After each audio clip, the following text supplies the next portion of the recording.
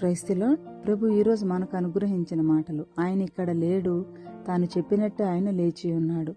మనల్ని పాపము నుండి విమోచించి నరకం నుండి రక్షించుటకు ప్రభు చనిపోయి పునరుత్థానుడే తిరిగి లేచి ఉన్నాడు.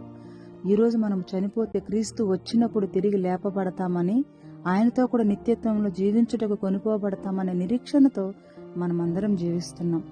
మనకు పునరుద్ధాన శక్తిని ఇవ్వడం కొరకు, మనల్ని నిత్యత్వంలో ప్రవేశపెట్టుట కొరకు ఆయన ఈ గొప్ప త్యాగాన్ని మన కొరకు చేశారు. పునరుద్ధానంలో మనం క్రీస్తుతో కూడా కొనిపోబడాలే, జీవించాలి. కానీ అలా కాకుండా నరకంలో కాలిపోవటకు కొనిపోబడినట్లయితే ఆ జీవితం ఎంత దుర్భరంగా ఉంటుందో ఆలోచించాలి. కనుక ప్రభు రాకడ కొరకు మనం సిద్ధపాటు కలిగి ఎంత పరిశుద్ధతతో, పవిత్రతతో మన భక్తి జీవితాన్ని కొనసాగిద్దాం. ప్రభువుకు లోబడి వాక్యానుసారంగా జీవిస్తూ ఆయన చెప్పినట్లుగా మనం బ్రతికితేనే ఆయనతో పాటు మనం కొనిపోబడతాం. కనుక ఈ పునరుద్ధాన దినమునందు ప్రతి ఒక్కరూ మంచి తీర్మానం తీసుకొని గొప్పగా బ్రతకడానికి ప్రయత్నిద్దాం.